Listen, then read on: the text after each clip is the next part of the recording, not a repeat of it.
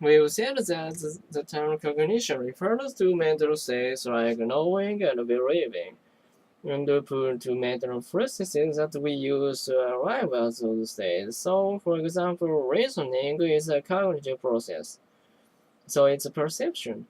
We use information that we perceive through our senses to help us make decisions to arrive at belief and so on.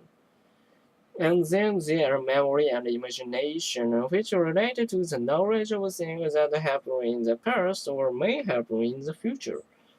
So perceiving, remembering, imagining are all internal mental processes that lead to knowing or believing. Yet each of these processes has limitations and can lead us to hold mistaken beliefs and make false predictions.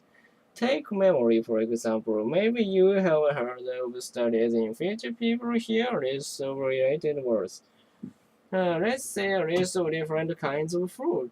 After hearing this list, they are presented with several additional words. In this case, we will say additional words blanket and cherry. Neither of these words are on the original list, and correctly that blanket was not on the original list. They also claim incorrectly that the word cherry was on the list. Most people are convinced they heard the word cherry on the original list. Why do they make such a simple mistake? We think because the words on the list were so closely related. The brain stored only the gist of what they heard. For example, that all the items on the list were the type of the fruit. When we tap our memory, our brain often fill in details, and quite often those details are actually false. We also see this filling phenomenon with perception. Uh, Perception is a faculty that allows us to process information in the present, as we take it in via senses. Again, studies have shown that people will fill in information that they thought they perceived even when they didn't. For example, experiments have been done where people say the sentence, but it is missing the words that logically complete it, there, even though words never said. So if I were to say the sunrise is in the then feels that people will often claim to have heard the word east. In cognitive psychology, we have a phrase for this kind of inaccurate filling in of details. It's called a blind spot. The term originally refers to the place in our eyes where the optic nerve connects the back of the eye to the brain. There are no photoreceptors in the area where the nerve connects to the eye, so that kind of detailed area of eye is incapable to detecting images.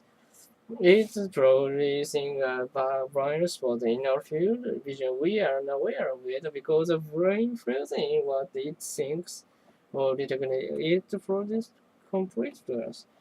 Now, the term blind spot has also taken on a more general meaning. It refers to people being unaware of a bias that may affect the judgment about the subject, and the same blind spot phenomenon that affects memory and perception also affects imagination. Imagination is a faculty that some people use to anticipate future events in their lives. But these with which we imagine details can lead to unrealistic expectations and can bias our decisions. So, Peter, suppose I ask you to imagine around salad. No problem, right? When I activate you imagine specific ingredients. Did you have tomatoes, onion, lettuce? Mine did. And all sorts of details that might not be part of other people's image of salad, which could lead to disappointment for us. If the next time we order salad in a restaurant, we have our imagined salad in mind, that's not necessarily what we'll get on our plate. The problem is not what imagining that we are disaccurate.